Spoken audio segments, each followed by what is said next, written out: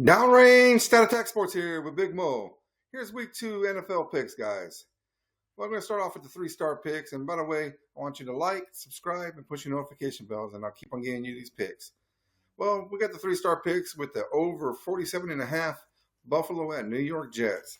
Now, the last 9 of 13 as a favorite, Buffalo has covered on these overs. So that's a good thing. That's what I'm looking at right there. And I believe both can score against each other. Both defenses give up a lot of points, as is evident in week 1.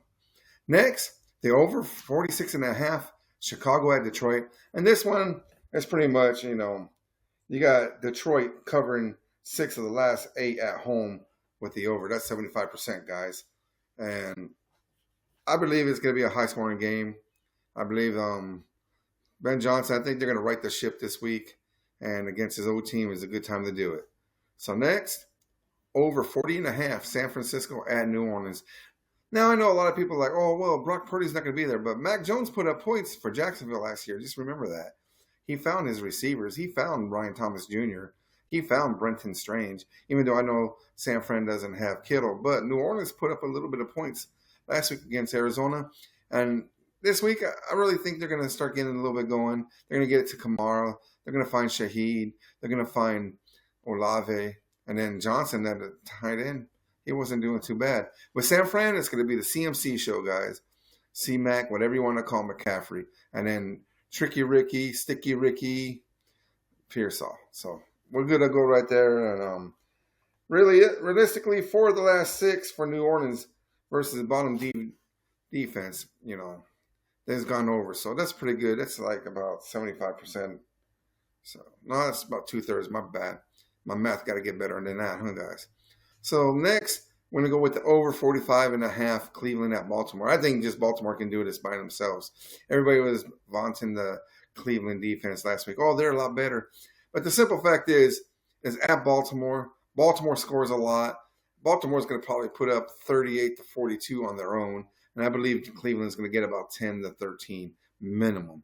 And another thing that you can do is 12 of the last 16 for Baltimore as a favorite has went over. So that's good. Next, my 4-star picks. Well, my 4-star picks, I'm going to go with -5.5 Buffalo at New York Jets. And Buffalo is 11-5 against the spread the last 16. That's 69%, guys.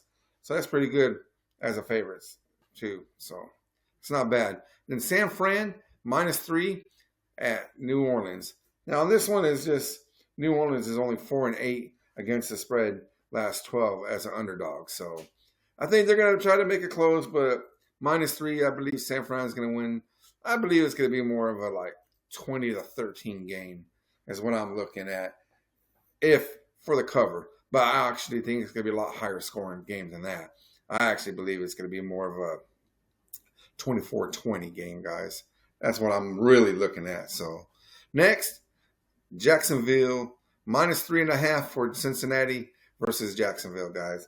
Now, on this one, this is simply as a favorite. Cincinnati's 8-4 against the spread for their last 12. That's 75%, guys. So I like that. I think it is going to be a high-scoring game. I think Cincinnati is going to right the ship here with their slow starts. They got the win last week. That's a big step right there. This week, I think they're going to take care of a Jacksonville team who got to go against a weaker Carolina team last week. I mean, Bryce Young looked like the old Bryce Young, not the one that ended the year last year. So, unfortunate because in fantasy football, I have a lot of Bryce Young. Hopefully, Bryce Young rights the ship and scores points this week against Arizona, but we'll see about that. Next is my 5-star pick and my gut pick of the week. Now, on my gut pick of the week, I got +6.5 Chicago at Detroit. There's no explanations. My gut is just my gut, and my gut's saying that Ben Johnson is going to get his first win as a Chicago coach, and it's going to come against his former team. So that's just all there is. There's no more explanation to that. Now, my 5-star pick, I'm looking at the over for the 6.5. 46.5 is kind of high. I understand that, but with the Chargers and Vegas, usually these two teams play a closer game. I didn't really want to pick a side. And 7 of the last 8, Las Vegas went over versus top 10 defenses. So, in other words, they give up the points against top 10 defenses. And I actually believe this is going to be more of a I think it's going to be like a 31-24 game, 31-27 game, somewhere around there. I just believe both going to score against each other. I'm not really a big believer in the Chargers defense yet. And with Las Vegas, they have weapons.